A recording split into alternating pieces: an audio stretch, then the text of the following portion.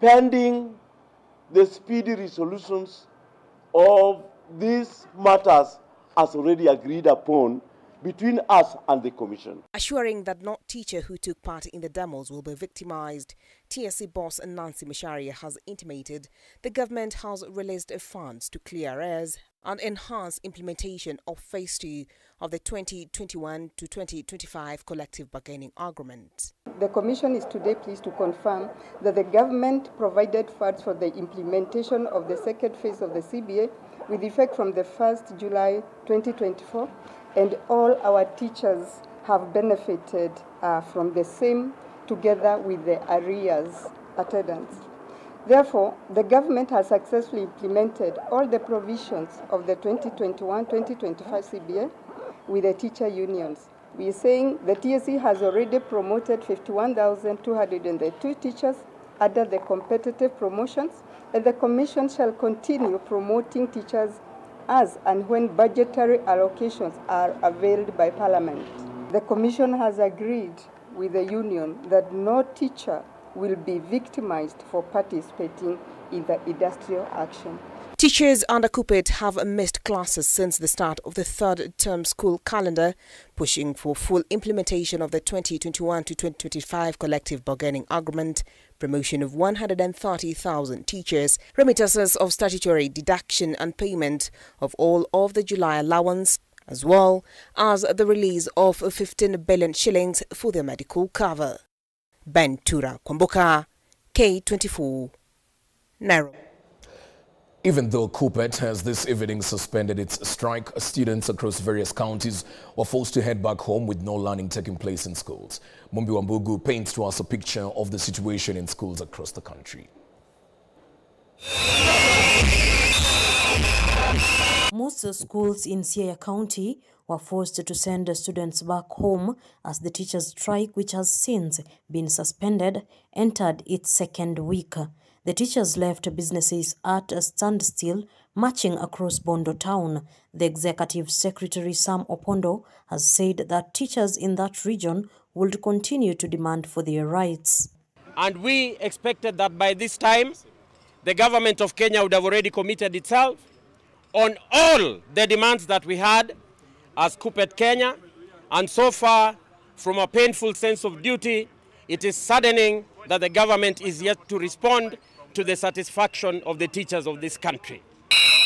I want to also ask the principals of institutions who are still holding schools in their institutions. We want to tell you, you are alone. In Kitui County, the situation was the same. The teachers insisted that as long as the government continues to ignore their demands, they will stay out of class and they will not be cowed to end the strike. Mwaka ujao mpaka TSC keti chini kwa round table tusikizane. Tuandike ile inaitwa return to work formula. Naomba wazazi, chukueni watoto wenu. Umechukia mashule, wameanza kuchoma mashule. Tafadhali shuleni hakuna walimu. KUPPET Kakamega branch joined hands with the rest of the teachers across the country. Led by the chairperson Johnson Wabuti, they castigated the government for failing to honor their requests. The struggle for freedom. Yes. The freedom must come. For us to be liberated. Yes. Teachers, we have been condemned. Yes. Time has come. Yes. We must be liberated. Yes. This is the time, teachers. Yes. This is the time. It is. We must move on. Yes. We must fight. Yes. We must get our freedom. In Kirinyaga County, teachers urged parents to pick their children from school, with those who took to the streets in Kutu's town vowing to continue to fight for their rights. Tumefuata channel zote. We issued a strike notice. They went to court. Too late when we had started the strike. She has refused to come and sit as ordered by the Minister for Labor, Honorable Mutua. Money was released for CBA, but the elephant in the room today is CPG. The situation is, however, expected to change come tomorrow after KUPPET suspended its strike this evening, citing an agreement reached with TSC on implementing their demands, among them fulfillment of the 2021 to 2025 CBA. Mumbi Wambogo, K24 TV. Elsewhere, public universities are staring at a crisis with staff threatening to down their tools over non-implementation of the 2021-2025 CBA. And as Bilia Kisenya now reports, the government has 7 days to inject 2 billion shillings to settle the crisis involving, among others, delayed salaries, or they will go ahead with their planned strike. The education sector continues to hang in the balance as learners across the country dive into the last months of the school calendar. A paralysis of unending strikes, with demands on the other hand keep popping. The latest strike notice drawn from the University Academic Staff Union, vowing to stay away from lecture rooms if the demands are not met. We want our salaries to be paid in the slip of September. So by end of September, which is around 30th of September, if the slips are not with the money, we'll only need 7 days to go on strike. Only 7 days to go on strike. No. The university dons have fingered the government for failing them in the full implementation of the 2021-2025 CBA, amongst other pending issues such as salaries delays and better working conditions. What we are standing for here is full implementation of the CBA, and we are not going to call anybody on the table. What we want is money, and that money is rightfully ours. This is something we waited for 4 years, and when it was given to us, we don't have any reason. The amount we are looking for here is minimal. It's a pocket change for the corrupt individuals in this country. It's only 2.7 billion. That's the only money we are looking for. And according to our budget, that one is a drop. And we don't expect anyone to say no. Tell the government of Kenya that we have one government and we expect fair treatment. It was very, very unfair to fulfill the CBAs of teachers and neglect the CBA of civil servants.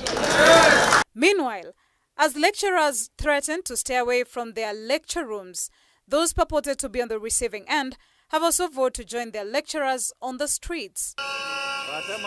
Nairobi University students have given the government a strike notice, calling on the government to reconsider their demands on the newly introduced funding model that has continued to create a stir. One, we said we want them to revert back to the DUC model.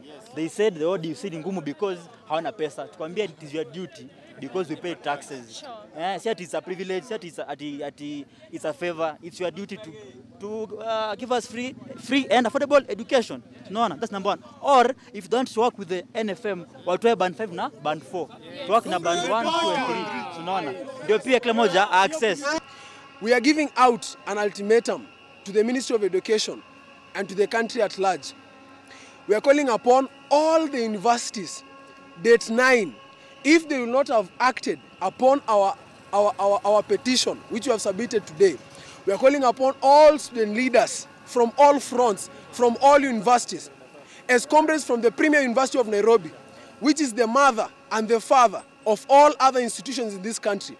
We are saying, on date 9, come out in large numbers, let us be in these streets, let us make every road unpassable peacefully. Let us make all the roads unpassable peacefully. Students from Machakos University were also not left out, slating September 9th to witness the mother of all demonstrations if their demands will not be met. Thousands of students never joined university because they could not afford fees to come to university. Even those they are putting in band 3 and 4 claiming that they are on payroll and they are on pay slip. These parents also, they have other kids to take care of. They also have loans to pay. So even if they are on payroll and they are on pay slip, they don't have money that the government is claiming they are having to bring their students to the university. Milia Kisenya, K24 TV. Well, still on matters demonstrations, aviation staff at the Jomo Kenyatta International Airport today staged demonstrations over the proposed operations takeover by Indian firm Adani Group. As Ian Ketanyi now tells us, the staff are raising concerns over looming layoffs if the deal is finalized, with the group expected to fully run the airport, including managing of staff and fee collection. Monday morning, and aviation staff armed with placards held demonstrations at the Jomo Kenyatta International Airport to register their frustrations over the proposed Adani takeover.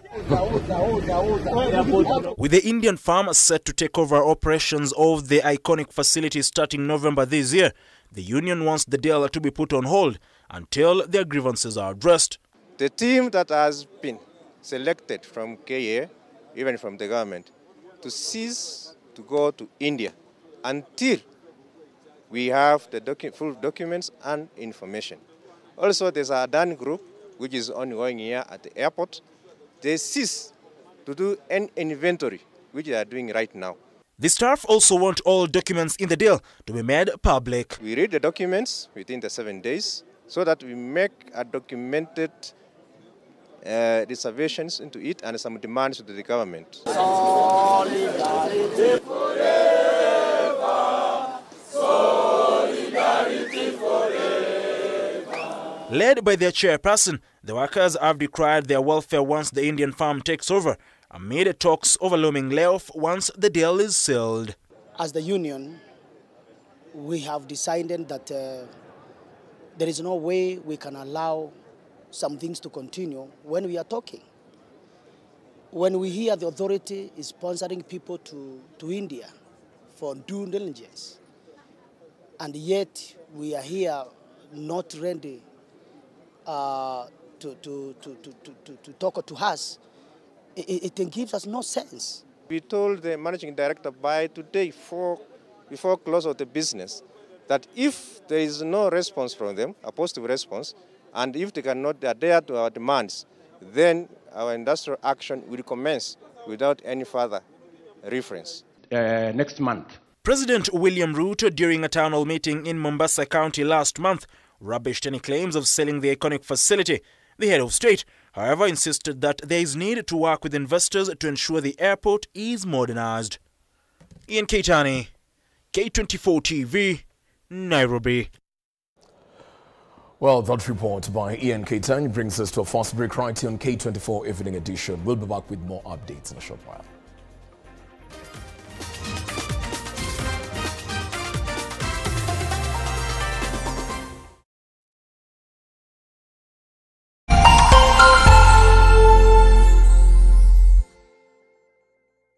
Cheza kama wewe na cheza sita. Ushinde hadi mara 5,000 ya beti yako teke.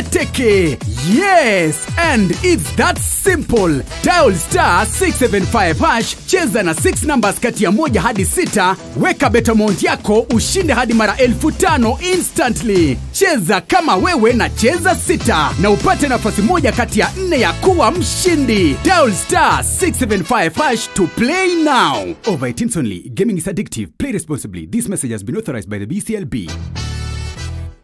As the sun rises, so do we, as we trust it to rise and set without any worries interrupting your day. StarTime's home solar solution with solar panels, hybrid inverter, and lithium battery, powering your prosperity and happier life, empowering you to do the things that really matter.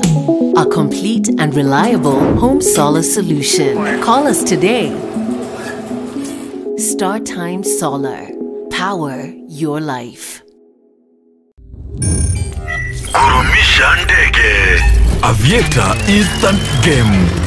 Be a daring pilot and earn by how much high you can lift the plane. The higher you fly, the higher your win. The sky is the limit. Mozart Bet.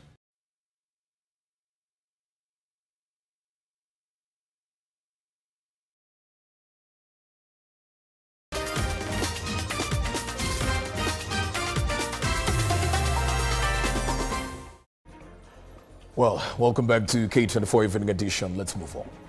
A Kenyan man suspected to have murdered his girlfriend in the U.S. last year is set to face murder charges in the U.S. from tomorrow after the Director of Public Prosecutions, Renson Ngonga, successfully secured his extradition to the United States of America. Kevin Kang'ethe is accused of murdering his girlfriend Margaret Mbitu, whose body was found with stab wounds inside a car at Boston's Logan Airport parking in November 2023 before flying to Kenya. Justice for Margaret Mbitu, whose body was discovered with stab wounds inside a car in Boston, United States, may soon be served. The development follows the successful extradition of the main suspect, Kevin Kang'ethe, by Kenyan authorities to the United States, where he will face first-degree murder charges starting tomorrow. Through a statement released by the Director of Public Prosecutions, Renson Igonga, and I quote, Kang'ethe left Nairobi on September 1st, 2024, and is set to face the charge of murder at Suffolk Superior Court in Pemberton Square, Boston, on September 3rd, 2024. The former fugitive fled the U.S. in October last year, following allegations of killing his girlfriend between October 30th and November 1st, 2023, and was initially arrested in Nairobi, escaped custody, and was subsequently rearrested. Kang'ethe's extradition follows assurance from the DPP to FBI Director Christopher Wray during their June talks in Nairobi this year, promising that justice will be fully pursued. I wish to reiterate my commitment and support whenever needed to the United States of America, and in particular the prosecution team, as they proceed with the next phase of the case, read part of the statement. U.S. investigators believe that Kang'ethe, who lived in Boston, allegedly killed Mbitu from Massachusetts between October 30th and November 1st before fleeing to Kenya. Mbitu family reported that she was last seen at her workplace in Halifax on October 30th. On November 3rd, 2023, U.S. authorities released his photos, including one captured by airport security cameras, announcing they were seeking him in connection with the murder, and after a 16-hour flight to Kenya, he was arrested on January 30th while at a club in Westlands following an Interpol bounty placed on him. Ingonga's application to have him extradited to the U.S. was allowed by Milimani Magistrate Lucas Onyina on August 1st, 2024. Electin Odera, K24 TV. The Justice, Legal Affairs and Human Rights Committee of the Senate is now considering to adopt a proposal by the Independent Electoral and Boundaries Commission, IBC, to issue timelines in which a case challenging the removal of a governor from office can be heard and determined. Appearing before the Hilary Sigei-led committee, several stakeholders have, however, differed on the timeline in which a petition can be filed after one becomes a governor or during reintroduction of another motion of impeachment.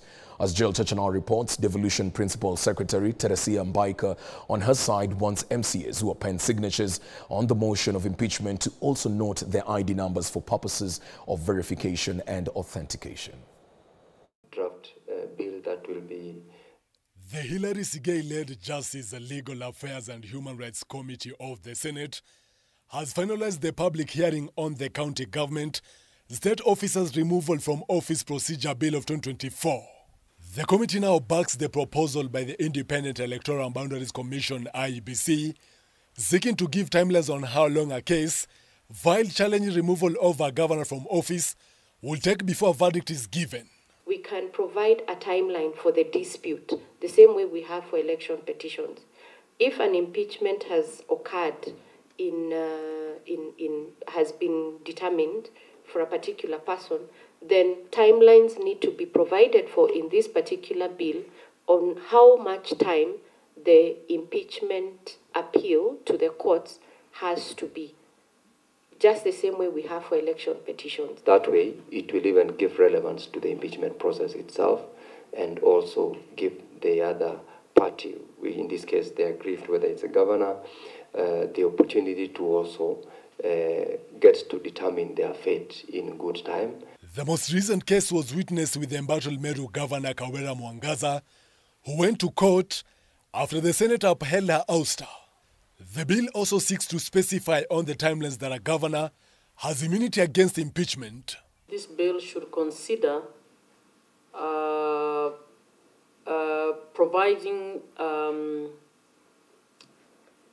2 years as the minimum time within which impeachments should be brought, because that applies to senators and members of the National Assembly.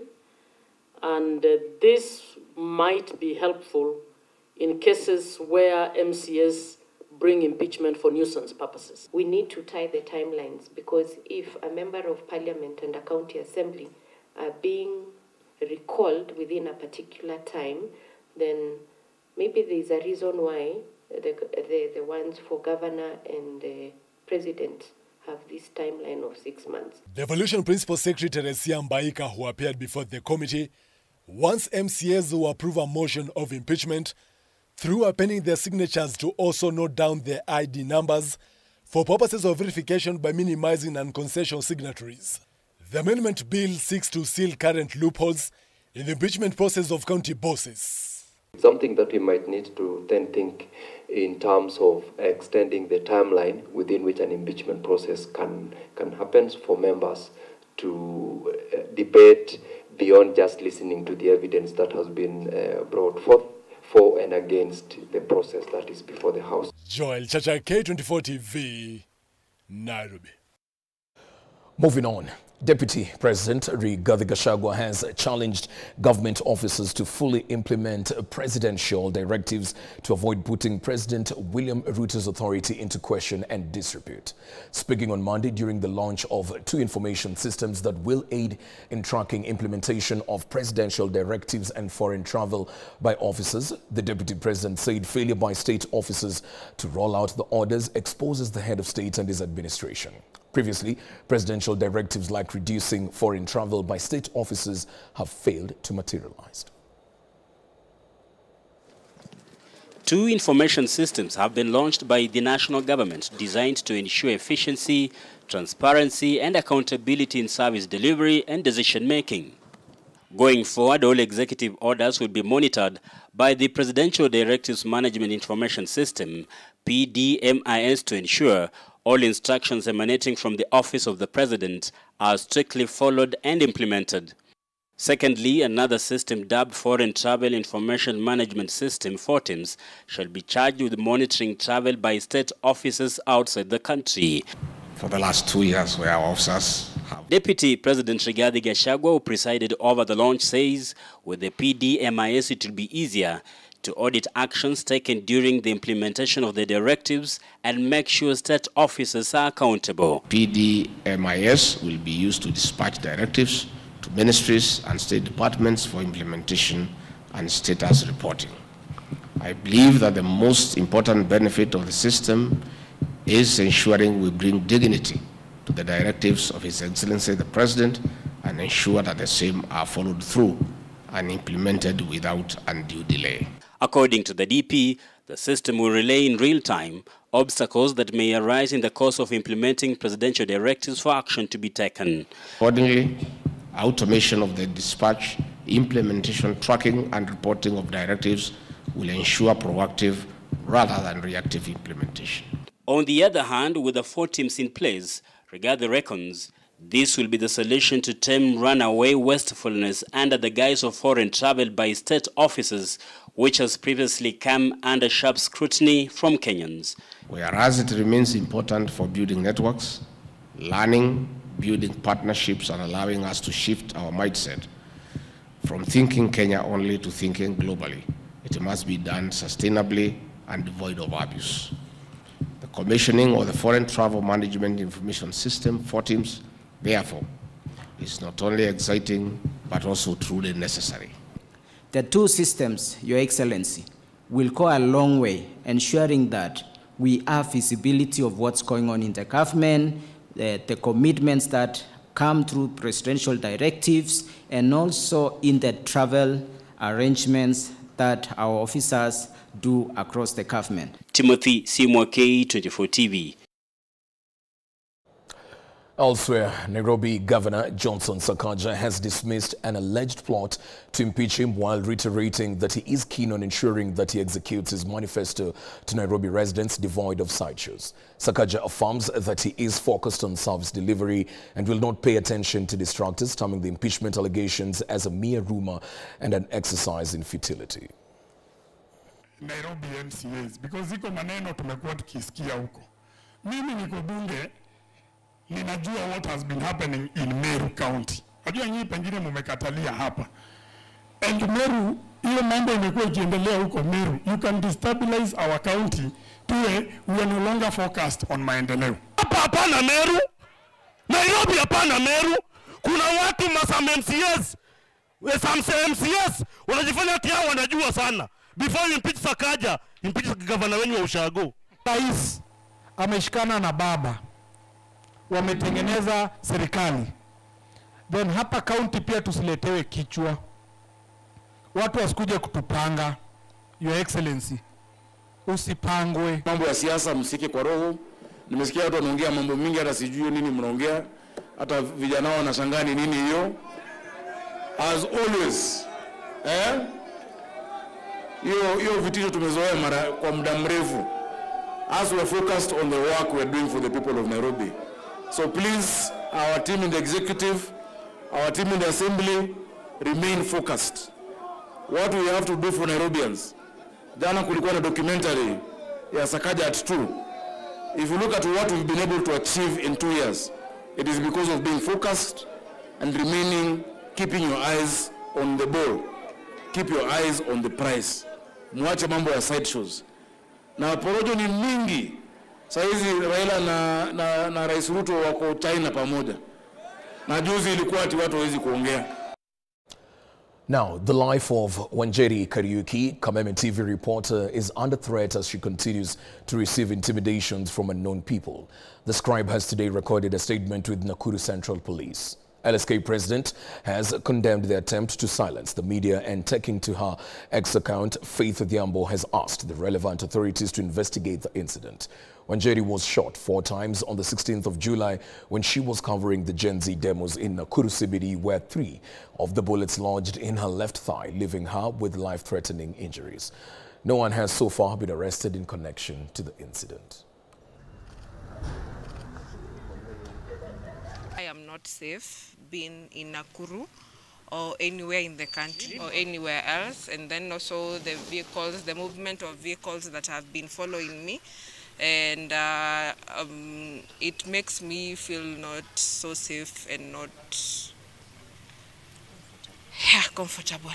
And the more the case takes long, the longer I'll feel I'm not, because I know, and we all know that the person who shot me is out there.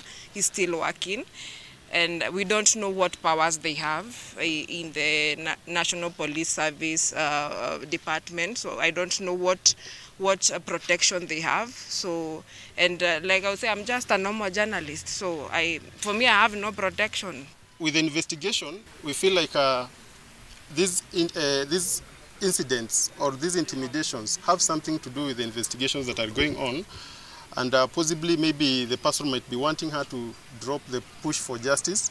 With the investigation, we feel like these incidents or these intimidations have something to do with the investigations that are going on, and possibly maybe the person might be wanting her to drop the push for justice. But we would want to ask the agencies involved, the IPOA, the ODPP, and the police to cooperate so that to ensure that this matter comes to a conclusion. We want to see justice take its course because we feel the... We take another break right here on K24 Evening Edition. We'll be back in a short while. Just stay with us.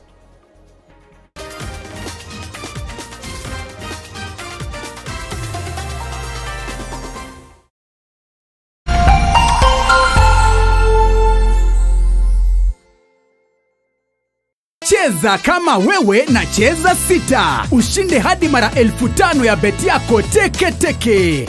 Yes, and it's that simple. Dial *675#. Cheza na 6 numbers kati ya 1 hadi 6. Weka bet amount yako kutoka shilingi 50 tu. Ushinde hadi mara 5,000 instantly. Cheza kama wewe na cheza sita. Na upate nafasi moja kati ya 4 ya kuwa mshindi. Dial *675# to play now. Over 18 only. Gaming is addictive. Play responsibly. This message has been authorized by the BCLB. Are you ready? The Tharaka Nithi Uragit Cultural Festival is back from the 4th to the 7th of September 2024. Come enjoy our Tharaka cultural cuisines, dances, and get to learn more of the larger Ameru cultural heritage. What's more, Meru FM, in partnership with Lions Hospital, will be offering a free screening for all eyesight and diabetes problems for the entire 4 days. Powered by the Tharaka Nithi County Government, Meru FM, Born Free Foundation, KWS, Shalem Investments Limited, Chuka University, Tharaka University, and OUK.